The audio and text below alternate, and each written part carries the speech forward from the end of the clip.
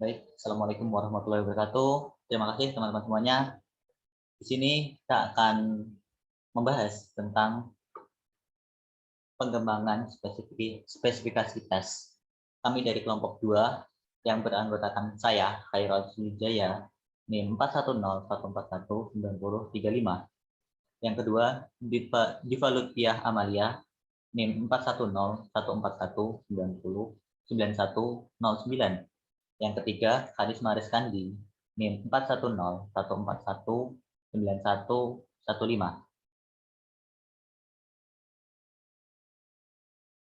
Yang pertama, kita akan membahas tentang penyusunan spesifikasi tes. Menurut Agus 3 2019, terdapat beberapa bagian dalam menentukan spesifikasi tes. Di antaranya, yang pertama, menentukan tujuan tes. Yang kedua, menyusun kisi-kisi tes. Yang ketiga, memilih bentuk tes.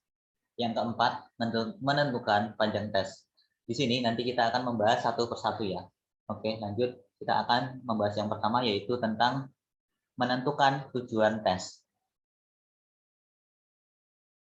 Tujuan utama dari tes yang akan dikembangkan adalah untuk mengukur capaian pembelajaran peserta didik. Ya, tujuan tes itu sangat penting karena setiap tujuan memiliki penekanan yang berbeda-beda.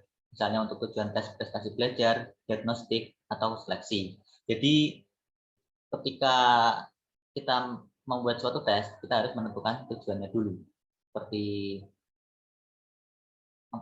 mau bagaimana kita, misalnya ketika kita ingin mengetes prestasi belajarnya, ya modelnya kayak gimana, seperti itu. Lanjut, saya dilanjutkan ke teman saya. Baik, yang kedua yaitu ada menyusun kisi-kisi.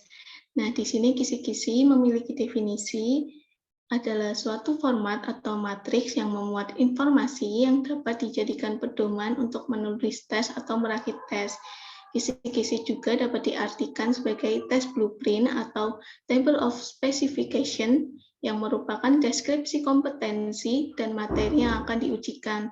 Tujuan penyusunan kisi-kisi adalah untuk menentukan ruang lingkup dan sebagai petunjuk dalam menulis soal. Nah, kisi-kisi ini sendiri memiliki fungsi sebagai berikut. 1. Sebagai panduan atau pedoman dalam penulisan soal yang hendak disusun. Pedoman penulisan soal merupakan aspek terpenting ketika guru hendak memberikan soal pada siswa. Pedoman tersebut juga akan yang dijadikan acuan bagi guru dalam penulisan soal sehingga akan mempermudahkan guru dalam pembuatan soalnya. Yang kedua yaitu penulis soal akan menghasilkan soal-soal yang sesuai dengan tujuan tes. Tes sendiri merupakan bahan evaluasi guru terhadap keberhasilan peserta didik dalam pembelajaran yang disampaikan. Dalam pembuatan soal yang menggunakan kisi-kisi, penulis soal akan menghasilkan soal-soal yang sesuai dengan tujuan tes, seperti tes diagnostik, tes formatif, dan tes sumatif. Yang ketiga, penulis soal yang berbeda akan menghasilkan perangkat soal yang relatif sama dari segi tingkat kedalamannya dan segi cakupan materi yang ditanyakan. Selain itu, kisi-kisi yang baik harus memenuhi persyaratan sebagai berikut. Yang pertama, kisi-kisi dapat mewakili isi silabus atau kurikulum materi yang telah diajarkan secara tepat dan proporsional.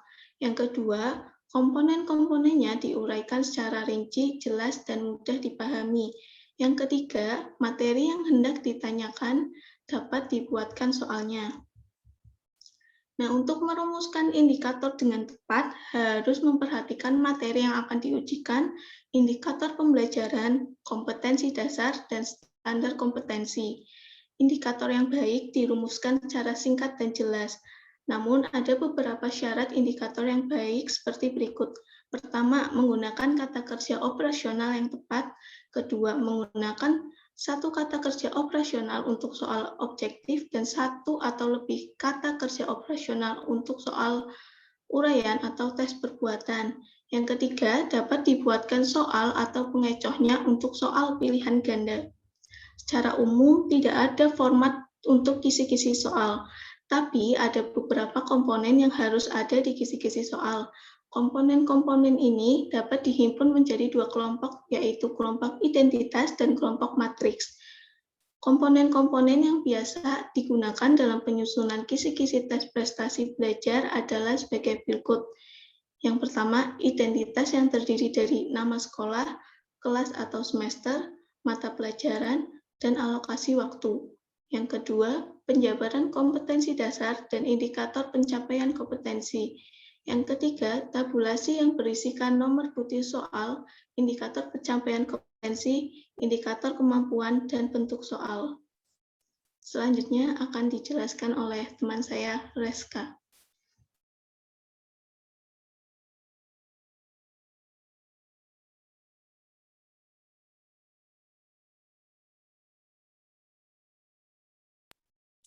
Yang ketiga adalah memilih bentuk tes. Pemilihan bentuk tes merupakan kegiatan yang sangat penting. Penggunaan bentuk soal yang tepat tergantung pada perilaku atau kompetensi yang diukur. Ada kompetensi yang lebih tepat diukur menggunakan bentuk uraian, ada pula kompetensi yang lebih tepat diukur dengan tes objektif. Bentuk tes uraian maupun tes objektif memiliki kelebihan dan kekurangan masing-masing. Tes bentuk uraian merupakan suatu bentuk soal yang dijawab atau dipecahkan peserta didik dengan menggunakan pendapatnya secara terurai. Tes uraian sering juga disebut tes subjektif karena jawaban siswa bersifat subjektif yang memungkinkan timbulnya variasi jawaban. Begitu pula saat proses pemeriksaannya bersifat subjektif. Kemudian, tes objektif adalah tes yang dalam pemeriksaannya dilakukan dengan cara objektif. Hal ini memang untuk dimaksudkan mengatasi kelemahan pada tes uraian. Selanjutnya ada menentukan panjang tes. Panjang tes atau estimasi yang diperlukan untuk menyelesaikan seluruh Tentuan panjang tes sebaiknya memperhatikan alokasi waktu dan perkiraan lama waktunya siswa untuk menyelesaikan soal tersebut. Baik, terima kasih. Sekian dari kelompok kami, kurang lebihnya mohon dimaafkan. Assalamualaikum warahmatullahi wabarakatuh.